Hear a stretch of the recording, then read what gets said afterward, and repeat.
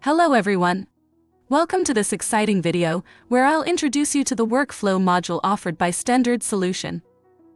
Workflows are an incredible tool that empowers your team to efficiently plan and oversee your team's processes, ensuring the timely completion of tasks. With complete flexibility, you can create and modify workflows to align with your company's unique business processes, making it a perfect fit for your needs. Let's dive into the 6 sections on the workflow page. First is the My Task section, where you'll find all the assigned tasks.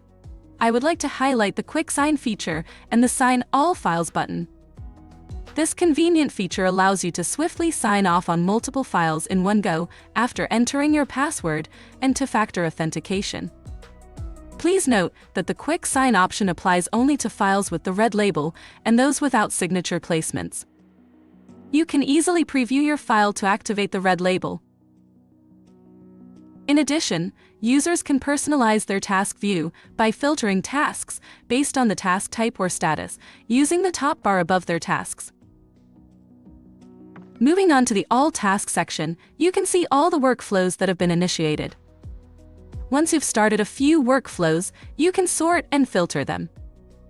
You can generate a summary list by clicking the Export option, if required. Users can also access the task summary for their company based on task status. At the top, under Business Processes, you'll find the templates available for your workflows. By default, you'll have to document and record approval templates. To explore the workflow details, click on the respective template. Next, we have the Mass Route section, which allows you to assign multiple documents to the same assignee, streamlining the approval process for your records. It's important to note that this feature is specifically designed for document or record approval tasks, such as reviewing, approving, and publishing. On the other hand, Mass Acknowledge serves the sole purpose of acknowledging a list of documents. This functionality comes in handy when you need a specific group of team members to acknowledge several published documents simultaneously. By utilizing Mass Acknowledge, you can save time by avoiding modifying the workflow to include this task, especially when the documents have already been published for some time. Lastly, we have the Archive section, where you can conveniently view or restore archived business processes. To create a new workflow, click the Add New Business Process button. You have two options: start with a blank workflow tailored to your specific processes, or choose from a range of expertly crafted templates. Our experienced consultants design these templates to address common EQMS processes used by companies. After choosing a template, you can customize it to suit your needs. If you opt for a blank workflow, you will be taken to the Workflow Template page. In the Workflow Details section, you can enter a name for your workflow and provide a brief description to help your team members understand its purpose. You can also select a trigger method and determine its visibility. Regarding the trigger method, you have two options: workflow initiation or form submission. If you choose workflow initiation, your workflow will commence when someone initiates it by clicking the Use Workflow button on the business process page. On the other hand, if you select form submission, the workflow will be triggered whenever someone fills out and submits a form. This form will serve as the trigger for the workflow. When you opt for form submission as the trigger method, you will be guided to choose the specific form that needs to be filled out to trigger the workflow. Additionally, if you require approval for the submitted response before the workflow can begin, you can enable this option and select the approver responsible for reviewing and approving the response. Next, the Process section will display your workflow steps, allowing you to build your workflow. Simply click the plus button to add tasks to your workflow. A list of task options will appear for you to choose from. Various types of tasks are available, each serving a specific purpose. We will provide detailed explanations for each task in the subsequent section. Let's select the To Upload task as an example. You can decide on the assignee type for each task and workflow stage. If you know who should complete that stage, you can assign the task to an individual or multiple staff members. Alternatively, you can choose to assign the task later instead. Furthermore, you can provide task descriptions and elaborations to guide the assigned individual.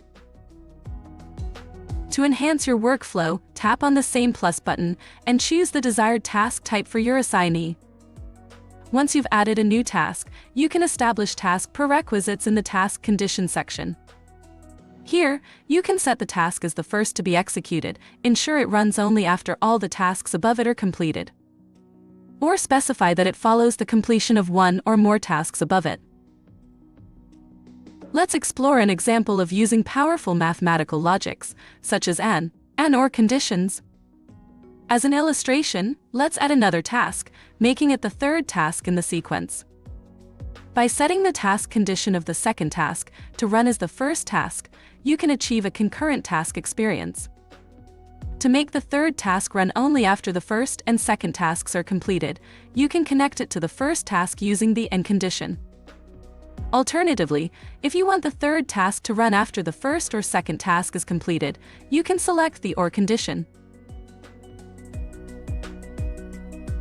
If you're working on a complex process, fear not. You can simplify it by organizing tasks into different task groups. By simply clicking the Add Group button, followed by New Group, you can create an entirely new section for another subprocess. Inside this section, you can similarly add tasks like how you have previously done so in the last section. Occasionally, you might have a workflow that needs to be repeatedly used as part of other workflows. For instance, imagine a corrective and preventive action process needs to be triggered by a nonconformance or audit process. In such cases, you can effortlessly import the COPA workflow into the NC or audit process. This allows your team members to complete the COPA step before finalizing the NC or audit workflow. Click Add Group, choose Import Group from Workflow, select the COPA workflow, and decide whether to import the entire task group or specific segments, if needed. Once you've imported it, a new task group will be created seamlessly. Before saving your workflow, ensure you have filled in all the mandatory fields for each task. When ready, click the Save Workflow button to preserve your creation.